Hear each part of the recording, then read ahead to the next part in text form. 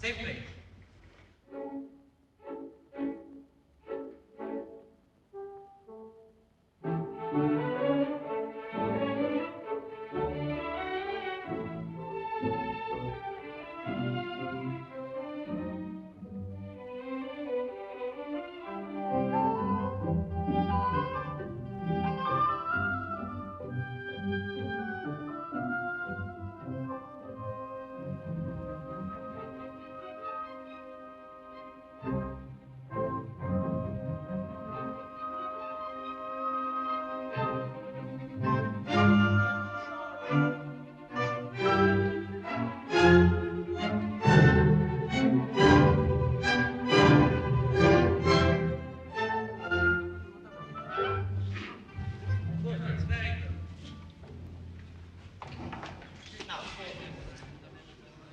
February 148, take one. What's that? When a man says, I will grip destiny by the throat and it will not overcome me, it may sound like arrogance or just plain stupidity. But when that man is Beethoven, who today, 200 years after his birth, is still one of the pillars of our civilization, and not just our musical culture, I think it's worth thinking about what he says. Beethoven wrote these words at a time when he began to realize that he, a composer, would have to face total deafness. But what music was he writing at the time? One of the happiest pieces he ever wrote, the Second Symphony.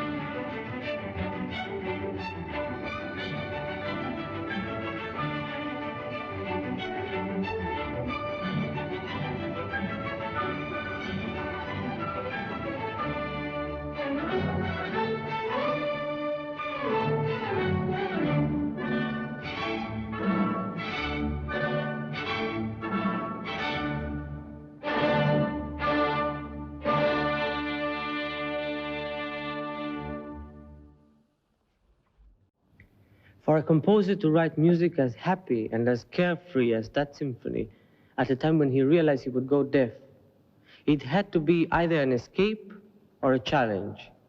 And Beethoven was anything but evasive. There was something very strong about him right from the very beginning. Of course, he had his moments of despair and even considered suicide.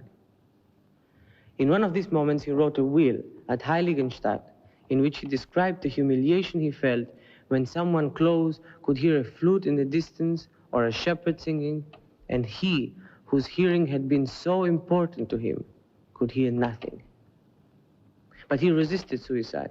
He challenged fate, and he became very preoccupied with the idea of fate and how it touches us human beings, our relationship with God or nature, call it what you like. But it was not a pessimistic attitude, and it was not an attitude of resignation. He believed very strongly in the triumph of the spirit over matter, over our problems. And this to me is the sign of an optimist, which I believe he was in spite of his preoccupation. One must also understand that he was living at a turning point in European history, the time of the French Revolution, Napoleon, an age with faith in the future, when the idea of freedom and the brotherhood of man was of primary importance to everybody. In fact, his motto was freedom above all, which in itself is a very optimistic, forward-looking statement. And Beethoven's expression of these ideas in his music was something new at the time. That is why, although he inherited a very strong, invaluable musical tradition from Haydn and Mozart, his personal stamp was there right from the start, even in his first piano sonata. Nobody before him had written music like this.